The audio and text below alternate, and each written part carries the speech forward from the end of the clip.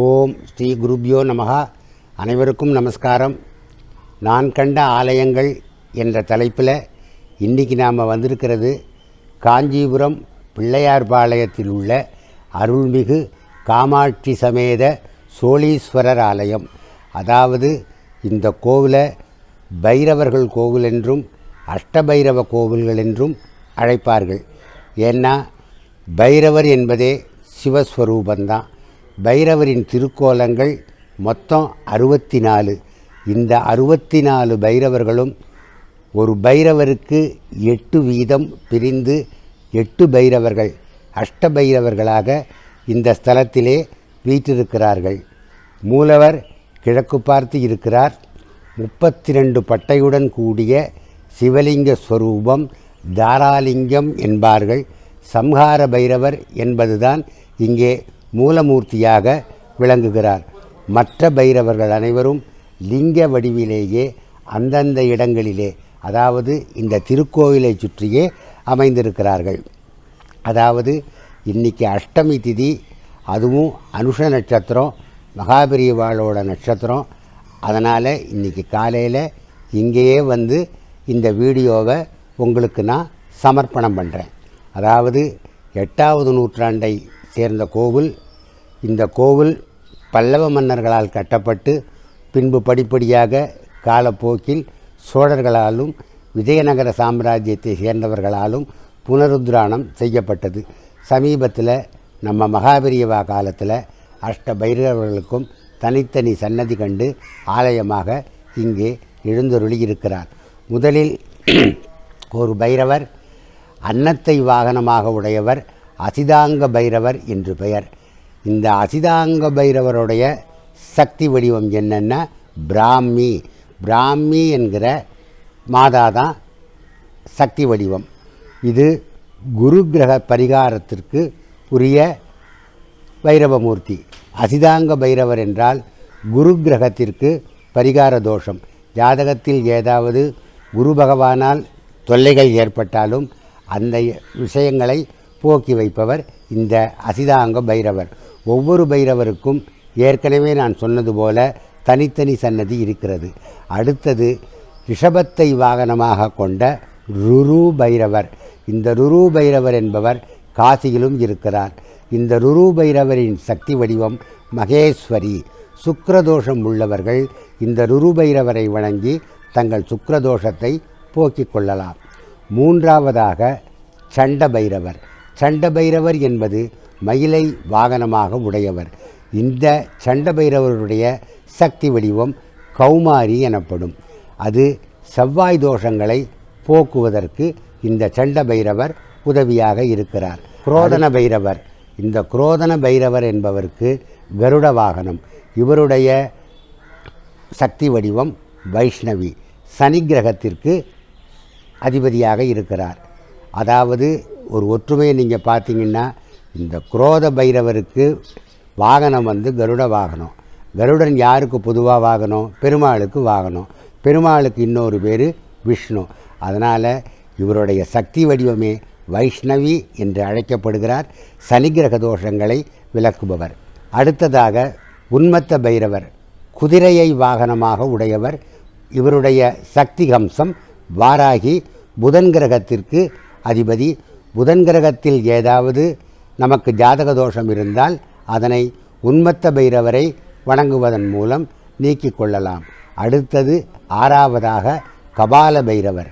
கபால பைரவர் என்பவருக்கு யானை வாகனமாக இருக்கிறது. இவருடைய சக்தி ஹம்சம் இந்திராணி.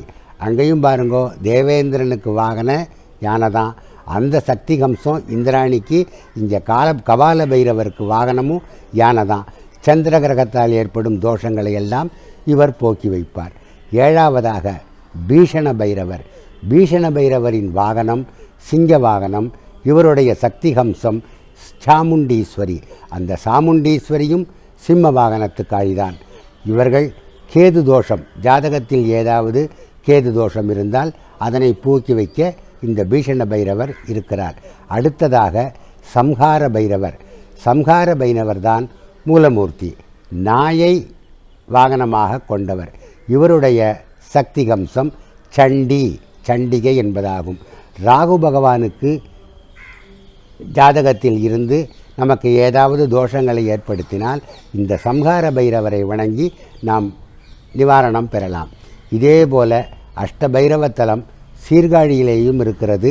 அஷ்டமி மட்டும்தான் அங்கே திறப்பார்கள், இங்கே எல்லா நாட்களும் திறப்பார்கள். இப்போ கொரோனா காலங்கிறதுனால விட்டு விட்டு விட்டு விட்டு திறக்கிறார். ஆக இந்த அஷ்ட பைரவர்களும் அவரவர்கள் லிங்க வடிவிலே வீற்றிருந்து அருள்பாலித்து கொண்டு இருக்கிறார். மிகவும் அற்புதமான க்ஷேத்திரம். நம்ம மகாபெரியவாள்லாம் வந்து இங்கே உட்காந்து தபஸ் பண்ண க்ஷேத்திரம். அதாவது நவக்கிரகத்தால் நமக்கு என்னென்ன தோஷங்கள் இருக்கோ அத்தனை தோஷங்களும் இந்த ஒரே கோவிலுக்கு வரதுனால அவ்வளவும் தடபட்டி போயிடும். அதாவது தேவி மகாத்மியத்தில் இரத்தபீஜவதம் என்று 8வது அத்தியாயம் இருக்கிறது. அந்த 8வது அத்தியாயத்திலே அம்பாள் யுத்தத்திற்கு புறப்படும் போது ஒவ்வொரு தேவர்களும் அவளுடைய சக்தி வடிவமாக, அதாவது அந்த தேவரோட கரஸ்பாண்டிங் சக்தியாக மாறி அம்பாள்கிட்ட வந்தா அப்படிங்கிறது ஹம்சயுக்தா விமானாக்ரே சாட்சசூத்திர கமண்டலு என்று ஆரம்பிக்கும் அந்த ஸ்லோகத்தில் பிரம்மா, விஷ்ணு, சிவன் மற்ற இந்திராதி தேவர்களெல்லாம் ஒவ்வொரு சக்தி அம்சமாக மாறி அம்பாளை வந்து அடைந்தார்கள் என்று சொல்லப்பட்டிருக்கிறது. அந்த அம்பாளின் சக்தி அம்சத்தின் ஆண் ரூபமாகத்தான் இங்கே அஷ்ட பைரவர்கள் லிங்க ரூபத்திலே வீற்றிருந்து அருள்பாலிக்கிறார். இந்த சோழீஸ்வரர் ஆலயம், அதாவது அஷ்டபைரவர் ஆலயம் என்பது பிள்ளையார் பாளையத்தில் இருக்கிறது.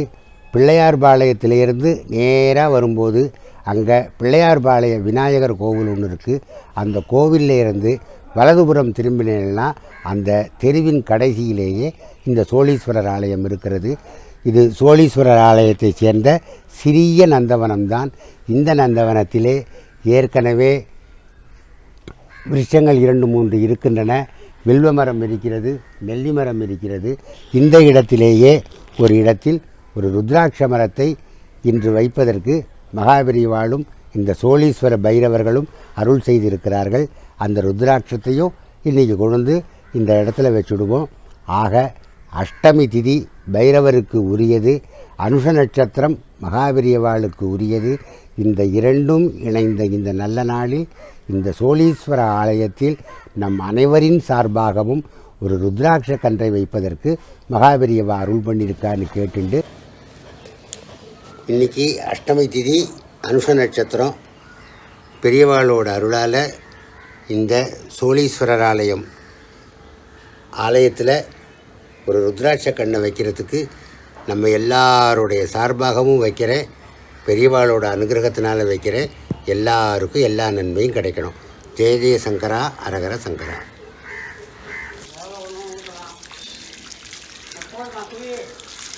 போதும் சார், ரொம்ப தேங்க்ஸ் சார். என்ன வச்சுட்டு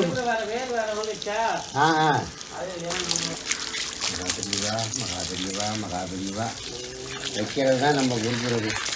வளர்த்துக்கிறதெல்லாம் அதுதான்.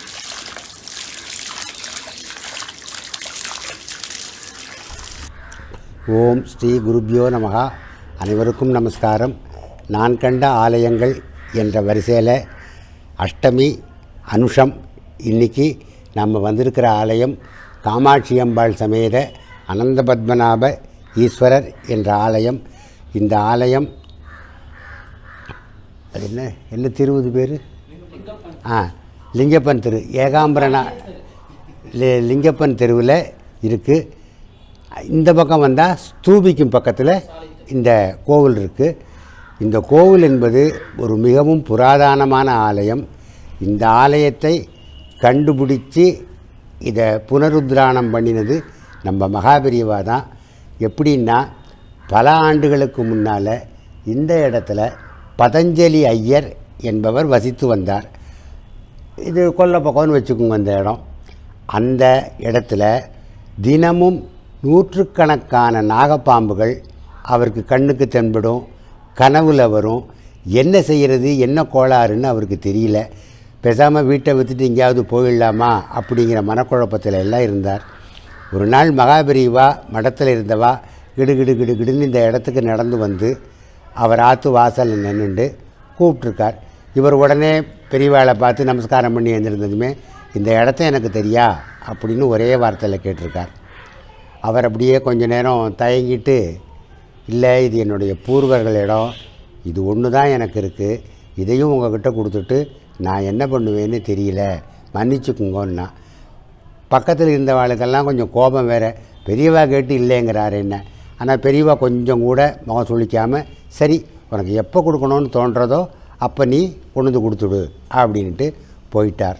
இது நடந்து ஒரு 10-15 நாளைக்குள்ளே இந்த பதஞ்சலி ஐயர் பெரியவாளை வந்து பார்த்து நமஸ்காரம் பண்ணிவிட்டு, அந்த இடத்த நீங்களே எடுத்துக்குங்கோ அப்படின்னார். ஏன் என்ன ஆச்சுன்னு கேட்கும்போது அந்த பதஞ்சலி ஐயர் சொன்னார், எனக்கு ஒரு புள்ள, அவனுக்கு உடம்பு சரியில்லை, டாக்டர்கிட்ட கொண்டு போய் காமித்தேன், ஏதோ ஆப்ரேஷன்லாம் பண்ணணும் அப்படிங்கிறா, ரொம்ப செலவாகும், அதனால் நான் இதையெல்லாம் கொடுத்துட்டு கிராமத்தோடு போயிடலான்னு இருக்கேன் அப்படின்னதுமே, பெரியவா கவலைப்படாத, உன் பிள்ளைக்கு ஒன்றும் ஆகாது, அவனுக்கு உயிருக்கெல்லாம் எந்த ஆபத்தும் கிடையாது, ஆயுள் ஆரோக்கியத்தோடு இருப்பான், நான் வந்து அவனுடைய மருத்துவத்துக்கு ஏற்பாடு பண்ணுறேன் அப்படின்னு சொல்லிவிட்டு, மடத்து செலவிலேயே வேற ஒரு இடத்துல உனக்கு வீடும் கட்டித்தரேன், இந்த இடத்த நீ கொடுக்கறதுக்கு பணமும் உதவி செய்கிறேன் அப்படின்ட்டு அந்த பிரச்சனை முடித்து இந்த இடத்த மடத்தில் வாங்கிட்டா. வாங்கி கொஞ்ச நாள் கழித்து பெரியவா கணபதி ஸ்தபதி அழைச்சிண்டு இங்கே நேராக வந்து இந்த இடத்த தோண்டு அப்படின்னார். பெரியவா தோண்ட சொன்ன இடம் அது ஒரு லெட்டின் செப்டிக் டேங்க்கு. கணபதி ஸ்தபதிகள் ரொம்ப யோசித்தார், என்னடா லெட்டினை தோன்றதா செப்டிக் டேங்கை தோன்றதான்னு, இருந்தாலும் பெரியவா சொல்லிட்டாளே அப்படின்னு அதெல்லாம் கொஞ்சம் க்ளீன் பண்ணி தோண்டும்போது டங்கு டங்குன்னு சத்தம் கேட்டிருக்கு. ஆகா இதில் என்னமோ இருக்குது அப்படின்ட்டு அப்புறம் சைடில் தோண்டி பார்க்கும்போது சிவலிங்கத்தோட தலை மட்டும் தெரிஞ்சிருக்கு. சிவலிங்கத்தோட தலை தெரிஞ்சதுமே இதை கடப்பாறையெல்லாம் போட்டு நம்பி எடுக்கிறது ரொம்ப கஷ்டம்னு ஏகாம்பரேஸ்வரர் ஆலயத்தில் இருக்கிற யானையை அழைச்சிட்டு வந்து அந்த மேலே தெரிகிற சிவலிங்கத்தை கயிறை கட்டி யானையை விட்டு இழுக்க சொல்லியிருக்கா. அதுவும் இழுத்து பார்த்து இதெல்லாம் நடந்த கதை ஆதாரம் இருக்குது. முடியலை அப்படின்னதுமே பெரியவாட்ட போய் சொல்கிறா, யானையை வச்சு இழுக்க முடியலைன்னதுமே பெரியவா அங்கேருந்து நேராக வந்து கையில் இருக்கிற கமண்டலத்தில் இருந்து அந்த தீர்த்தத்தை அந்த லிங்கத்துக்கு விட்டு வில்வ இலை 10 வில்வ இலையை போட்டு ஒரு தீபாராதனை காமிச்சு இப்போ தோண்டுங்கோ அப்படின்னா 2-3 குத்து அழகாக அந்த சிவலிங்கம் மேலே வந்து கொடுத்து. அது மட்டும் இல்லாமல் அனந்தன் அப்படிங்கிற நாகமும் பத்மநாப சுவாமி என்ற மகாவிஷ்ணுவும் இருவரும் சேர்ந்து இந்த ஈஸ்வரனை பூஜை பண்ணின திருக்கோலம், அந்த கோலமும் அப்படியே மேலே வந்தது.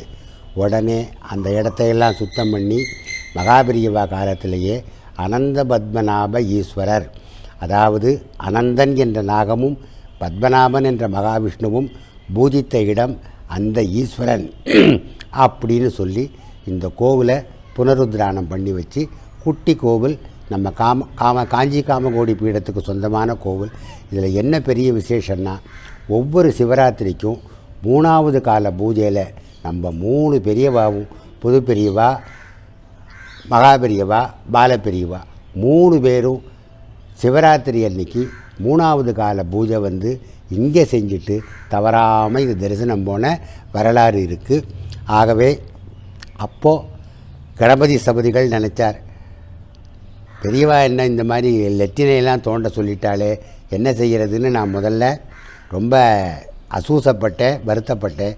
ஆனால் அந்த பெருமாளே அனந்தனே காலங்காலமாக இந்த கக்கூசு கடியில் கிடக்கும்போது நம்ம கை வச்சு எடுக்கிறது தானா பெரிய விஷயம் அப்படின்னு நினச்சிட்டு நான் சமாதானம் அடைஞ்சேன் அப்படின்னு கணபதி ஸ்தபதிகள் சொல்லியிருக்கா. இந்த ஒரு ஆலயம் சமீபத்தில் நம்ம பாலபெரியவா அவளால் புனருத்ராணம் பண்ணி கும்பாபிஷேகம் செய்யப்பட்டது. அப்பவும் கொரோனா பீரியடு தான். அதனால் இந்த கோவில்கிட்ட இருக்கிற என் நண்பர் அவர்கிட்ட ஒரு வில்வக்கண்ணை கொடுத்து வச்சுடுங்கோ அப்படின்னு அவர் வச்சுட்டு பெரியவா கையாலேயே கும்பாபிஷேகத்தன்னைக்கு தீர்த்த விட்டு வளர்த்தா. இன்றைக்கி அவர் ஒரு ருத்ராட்ச மரம் கேட்டார், ரொம்ப நாளாக கேட்டுருக்கார்.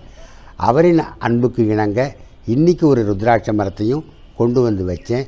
இன்றைக்கி அனுச நட்சத்திரம், அதை விட பெரிய விசேஷம் என்னென்னா, அயோத்தியில் ராமர் கோவிலுக்கு அங்கே கால்கோள் நடக்கிறதுக்கு இந்தியாவிலே இருந்து அனைத்து புனித நதிகளிலும் இருந்து கலசத்திலே கொண்டு வரப்பட்ட நீர் இங்கே வைக்கப்பட்டு பூஜை செய்யப்பட்டது.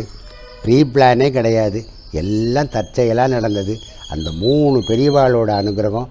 நான் ருத்ராட்ச மரத்தை எடுத்துகிட்டு வந்தேன், கரெக்டாக இங்கே அவளும் வந்தா, வச்சு பூஜை பண்ணி அமோகமாக இந்த ருத்ராட்ச கண்ணை வச்சாச்சு. இந்த ருத்ராட்சத்தை ஆரம்பத்திலேருந்து கேட்டு இன்றைக்கி வாங்கி வந்த என் அருமை புள்ள தான் வச்சுக்கோங்களேன், ஆதித்யா குல்பர்கான்னா எல்லாத்துக்குமே தெரியும். புது பெரியவாளோட நிழல் மாதிரி கூட இருந்தவர். அவரோட ஒரு விஷயத்தினாலேயும் இன்றைக்கி எனக்கு இந்த அனுகிரகம் கிடைச்சதுன்னு சொல்லிட்டு, வாய்ப்புக்கு நன்றி. ஹரஹர சங்கரா, ஜெய ஜெய சங்கரா.